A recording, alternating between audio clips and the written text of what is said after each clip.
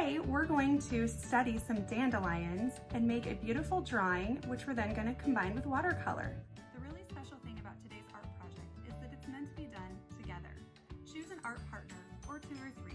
It can be a mother-child project, something that you do with grandma, something that you even do from afar, maybe over Zoom or FaceTime with a special family member or aunt or sibling. But you guys get to each create your own version of this artwork, and they're meant to be viewed as one piece together. Here's our art kit for today. The first thing that you'll find in your art kit is the lesson plan. You might want that to reference the artist that you're going to look up and follow the directions along with the video.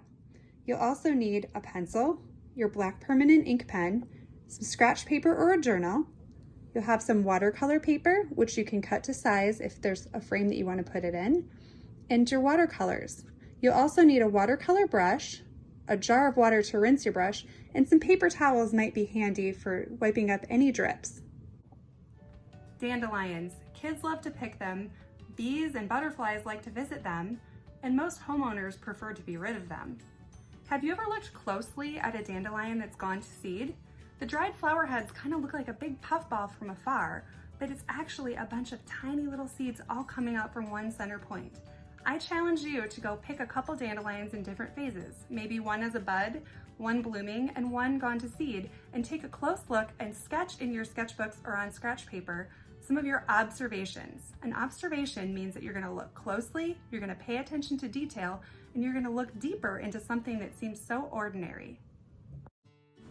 Here's the dandelion I found in my yard. Look at all of the little seeds and shapes that they make. Were you able to gather some dandelions in different phases? If you observe one of the dandelions that's gone to seed, you'll notice that there's a very complex structure. That means how something is made or put together. You'll notice that structure all comes out from the very center area, and I have one right here to show you.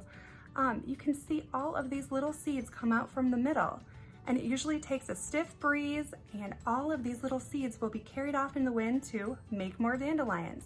But you can try something at home too. You can take one and make a wish. Go ahead, try it. Today we're going to capture that very moment, that little wish that you just made, in our artwork. Now that we understand the structure of dandelions, we're going to try to sketch them. So find some scratch paper or your journal and a pen or a pencil, and let's get started.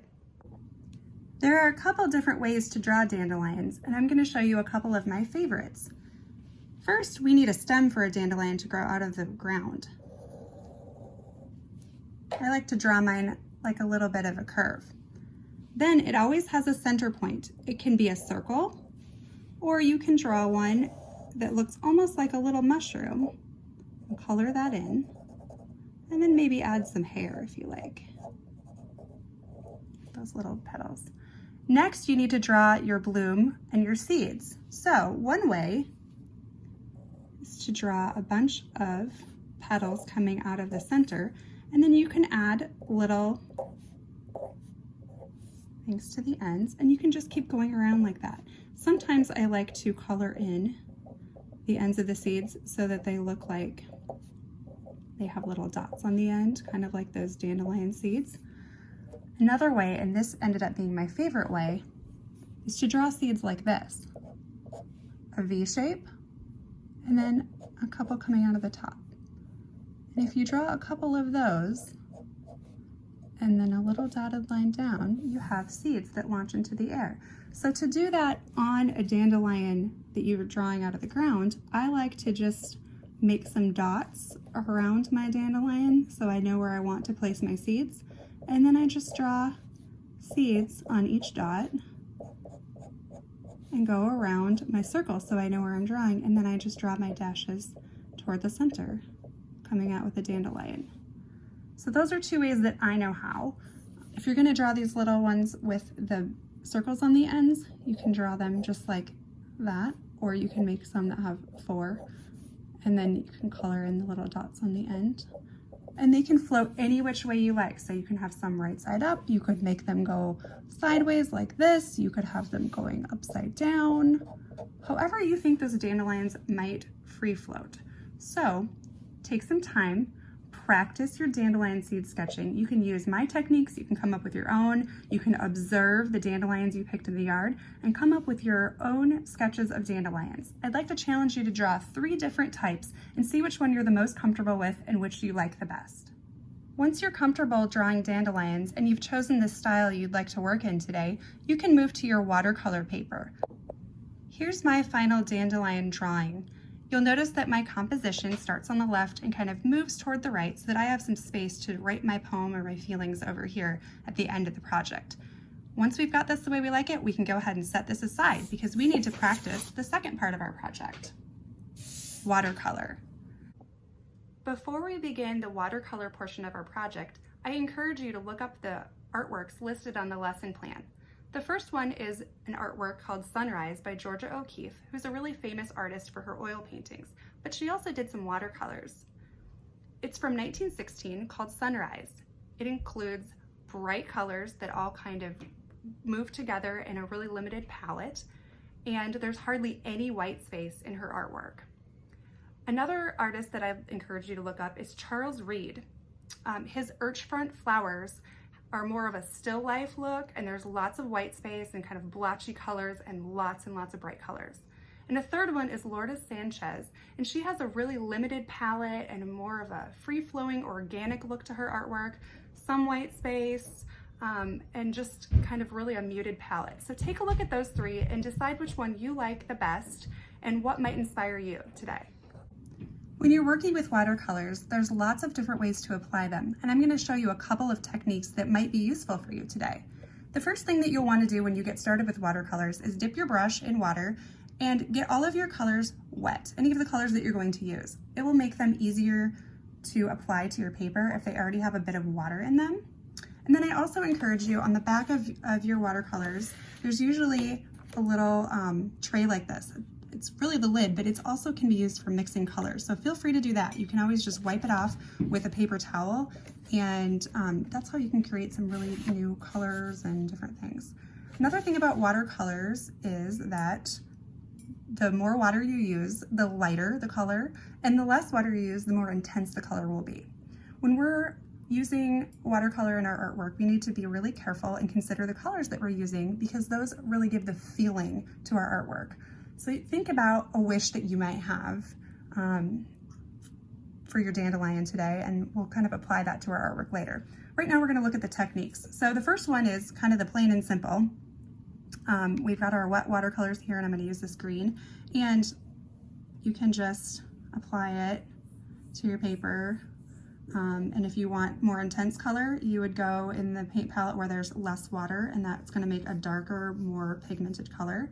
And if you go to where you have more water in your paint, you'll have kind of a lighter color. Now, if I feel like this is too intense, I can dip back in my water and just come right back over it and pull some of that color around my paper. So a little goes a long way in watercolor. So you can see how I've got more pigment here and less here, and that kind of creates different shades. You can also then, maybe if I wanted it to be a little bit more blue, I could stick a little bit of this blue color and swirl it around. And by adding water to that, kind of get this kind of mixed color here. So you can't really tell where the green starts and where the blue starts. It all kind of goes together. Another technique that you could use in your watercolor is getting plain water on your paintbrush and coming in and getting your paper wet. I know this sounds crazy, but you could even go right over your flower. So if I drew a little flower here, this is not a dandelion, but if I wanted to kind of do something with this flower, so I can get this wet right over, and had I actually let that dry all the way, it shouldn't smear. Okay, so I've got wet paper, and then if you come in and you just put a bit of color, look what it does. It really will bleed, and this is kind of that Georgia O'Keeffe effect. So if I were to take this just a little bit of paint and just kind of let it spread, and then maybe go in with an orange, I could get like a little Georgia O'Keeffe kind of sunrise going on here. With my colors, which I really love that effect where it all kind of goes together. And again, if you wanted to, you could kind of come in with more water and smooth these over and really blend those colors. The final technique that I want to show you today is something different that I just tried for this project. So say that this was my dandelion and I had stuff going on here. You can actually create a really neat effect by doing a bit of splatter painting, which I know sounds scary, but if you get these really wet, you're gonna want a lot of water in your paint to do this. And you're just gonna take it like this and just barely flick it over your hand. See how I'm just kind of barely tapping it, and that will create small splatters. I recommend doing this part outside if you're gonna do this with little ones, but you can get lots of different colors by just barely flicking that. So that's one way we could do it too. Another watercolor technique that we could try today is using our fingers as our paintbrushes. What you do is you dip your clean finger in a color of watercolor paint and just gently dab it where you've drawn your dandelion seeds. And if you mix up different colors and don't wash your finger in between, you can get some really neat effects while capturing your beautiful fingerprints in your artwork. The next thing that we're going to do is apply watercolor to our final works. Because we've used this permanent ink, the watercolor can be applied directly on or over the ink that's on your paper, and it shouldn't run. But remember that anything that you'd like to stay white, we don't want to apply any water or pigment to. Think about a wish that you have for your art partner. Maybe that's your mom, maybe that's your child, your aunt, your grandmother, whoever you're working with today, and think about something that you hope or wish for them. Is that a playful feeling, like splatter paint? Or is it like somber, like a sunset? Or maybe it's refreshing, like a morning rain. So think about that, and then think about what colors you might use to evoke that feeling on your paper. My art partners are my kids who are 8 and 11 years old, and they're going to do this project with me.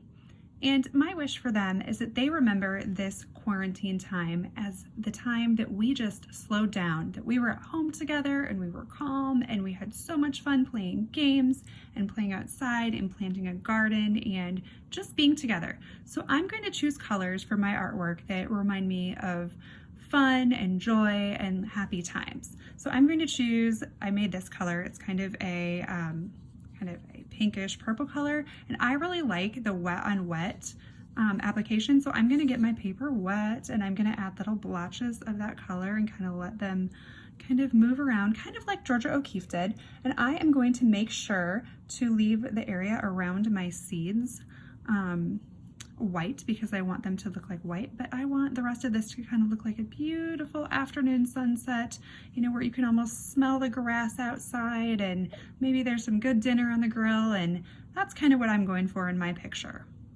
Here's my final watercolor work. You can see that I've included these really bright colors up in the corner, and they move across the page along with the seeds, my wish, kind of moving off into this corner, and then they kind of get lighter toward the bottom. I've also left this area white, and that's where I'm going to put in my text. Here's where I encourage you to take some time and think about your feelings, think about your wish. You can write some poetry, which is artistic writing that kind of comes from your imagination or your emotions. Another kind of poetry that you could try is writing a haiku. It's just a 3-line poem.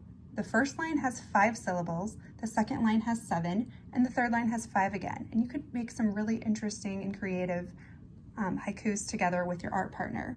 Before you pause to work on your poetry, I wanted to show you some different examples. This one was the wet on wet technique.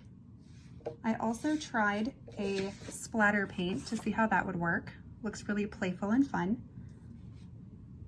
This one has the wet on the bottom and the fingerprint on the top.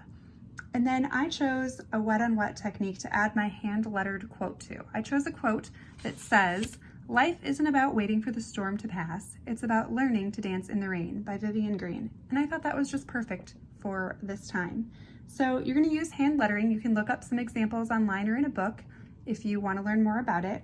But basically each word becomes an illustration, and I highlighted words that I thought were important in my quote, waiting and learning, in kind of a different font. We hope you've enjoyed this lesson. Please share your final artworks with us, pictures of students working on your masterpieces. We'd be absolutely honored to read your poetry. You can post them to our Facebook page or email them or text them to us. We cannot wait to see what you come up with. We hope that moms and grandmas and aunts and siblings have all enjoyed working on this art piece together. See you soon.